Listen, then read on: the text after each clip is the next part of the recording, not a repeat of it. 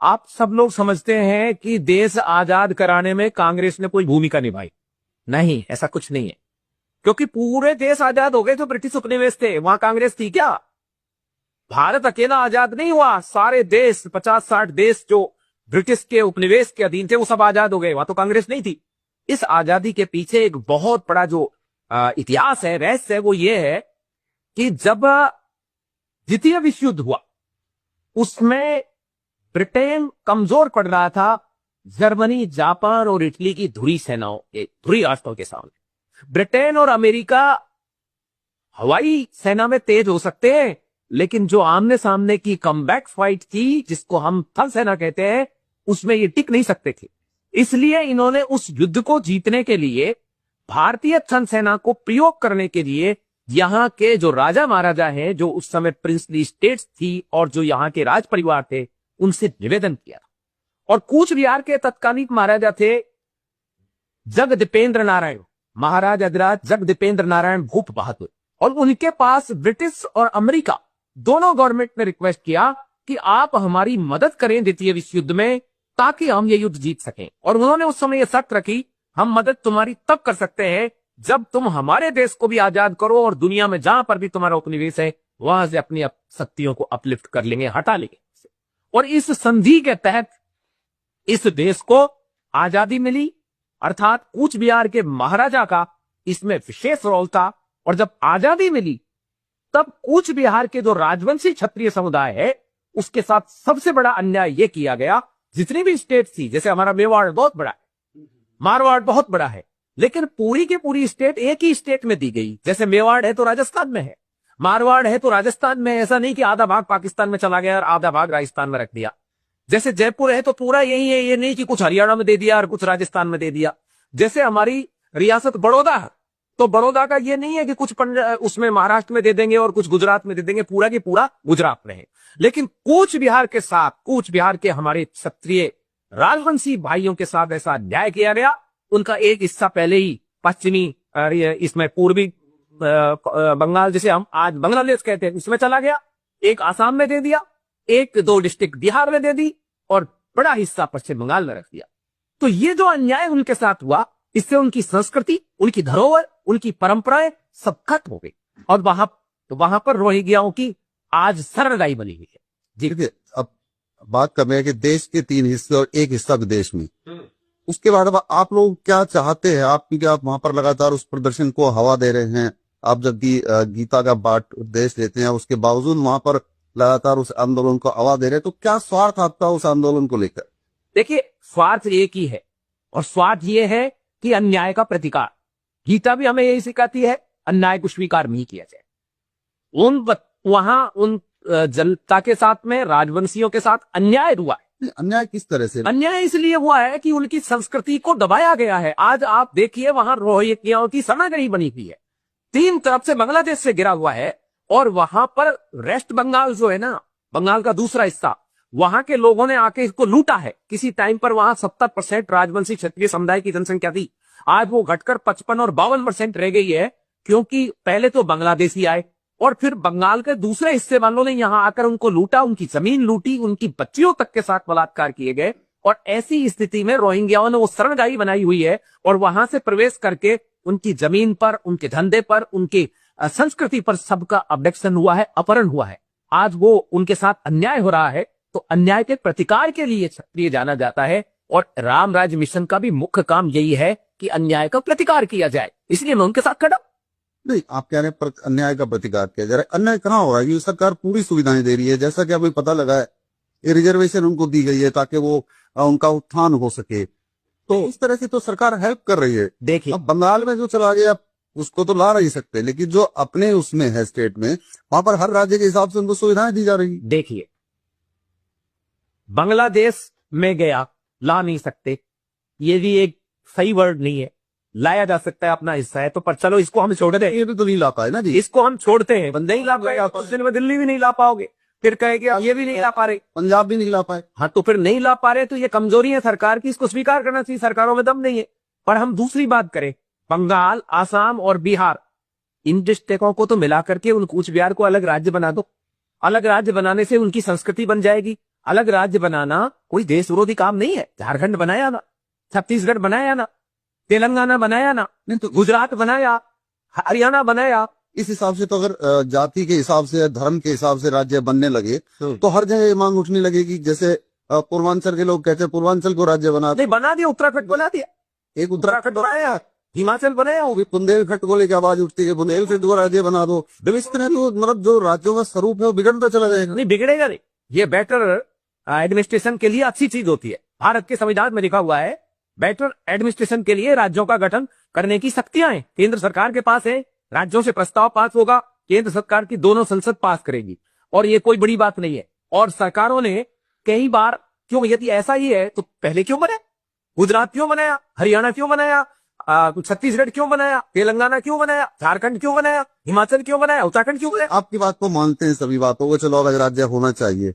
अब एक चीज जो हम नहीं समझ पा रहे हैं कि आप राजस्थान से बिलोंग करते हैं और आप जाकर के अलग राज्य की मांग कर रहे हैं कूच बिहार में, तो वो कैसे कि आप वहां लोगों को भड़का रहे हैं आंदोलन के बदले? आप क्या करना चाह रहे हैं? वहां पर प्रसिद्धि पाना चाह रहे हैं, कॉन्टेक्ट चमकाना चाह रहे हैं? नहीं, ऐसा कुछ नहीं है। वहां हमारी ननिहाल है। आपको मैं एक शख्सियत का नाम बताता हूं। आपने महारानी गायत्री देवी जयपुर का नाम सुना है? जी बिल्कुल। वो हमारी राजदादी है एक तरीके से देखे तो। और महारानी गायत्री देवी कूच बिहार की राजकुमारी थी।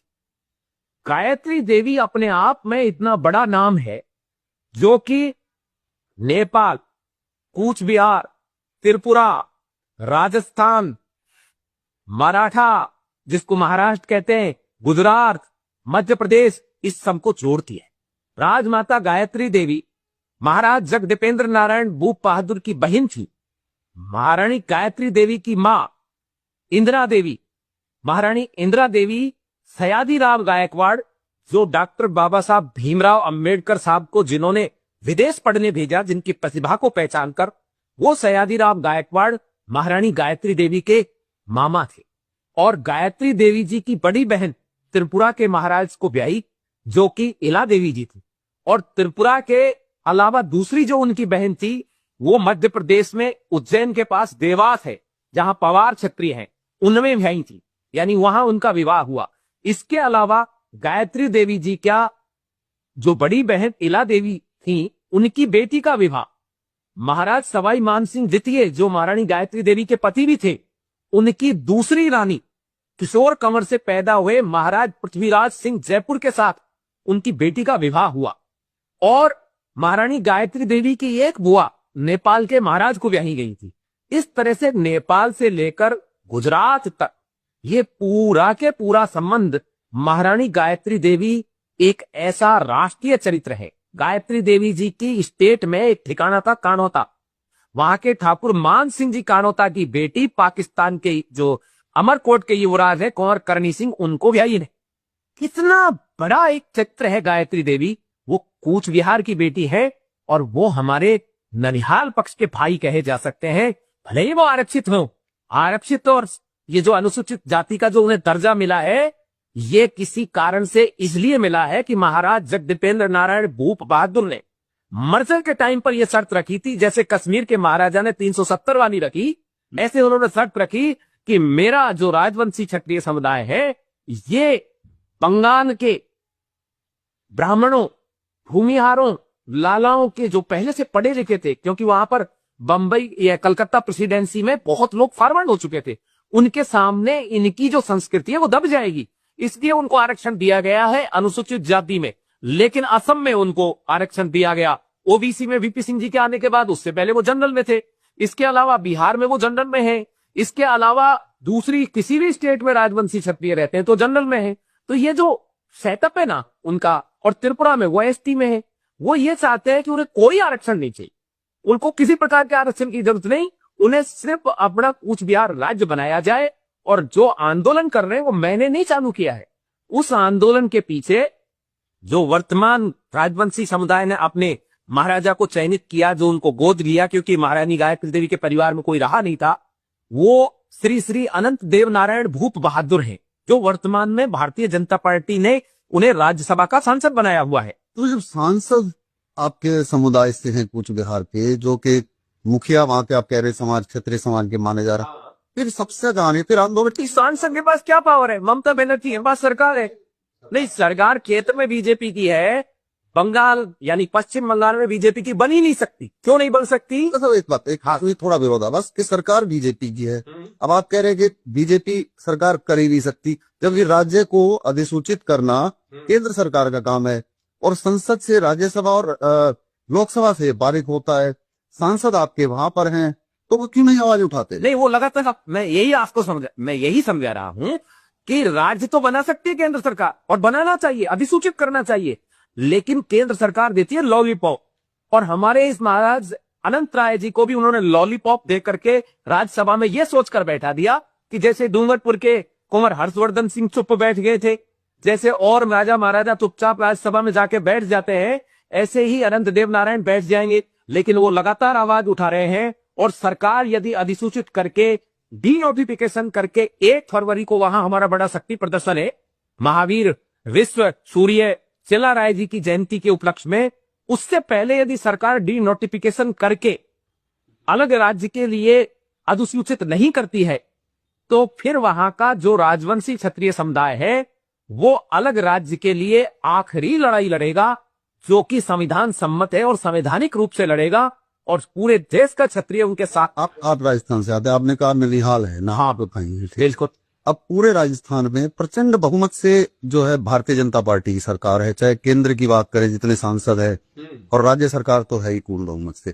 तो क्यों नहीं यहाँ से प्रेशर जाता? क्या यहाँ के लोग नहीं चाहते? आप यही कहा है, ये प्रेशर ही तो है, ये प्रेशर ही तो है कि जब राजस्थान का क्षत्रिय, गुजरात का क्षत्रिय, मध्य प्रदेश का क्षत्रिय, महाराष्ट्र का क्षत्रिय, हरियाणा का क्षत्रिय, उत्तर प्रदेश का क्षत्रिय आंदोलित होगा उनके साथ, अपने भाइयों के साथ। एक्चुअली में सरकार ने क्या समझा कि इनकी 14 सीट लोकसभा की, और 14 अपने नहीं आएंगी तो कोई बात नहीं, हालांकि अभी एक एक सीट का भी फर्क पड़ रहा है, और 54 विधानसभाएं। आपको बता दूं, जो 74 विधानसभा बीजेपी जीती हुई है, उसमें से 50 से ज्यादा विधानसभा इस कूच बिहार रीजन से जीती है। अभी एक चीज मैं सोच रहा था कि अभी बंगाल का इलेक्शन है, तो क्या ये सही वक्त नहीं होगा आपके लिए कि वही सरकार से बात करें? क्योंकि कूच बिहार की काफी सीटें जो हैं वो पश्चिम बंगाल में आती हैं। हाँ, मैक्सिमम सीटें जो पश्चिम बंगाल में आती हैं, तो उनको लेकर के क्या आपके क्षत्रिय समाज का रुख रहेगा? यही है जो हम ये शक्ति प्रदर्शन कर रहे हैं 31 और 31 जनवरी और 1 फरवरी को।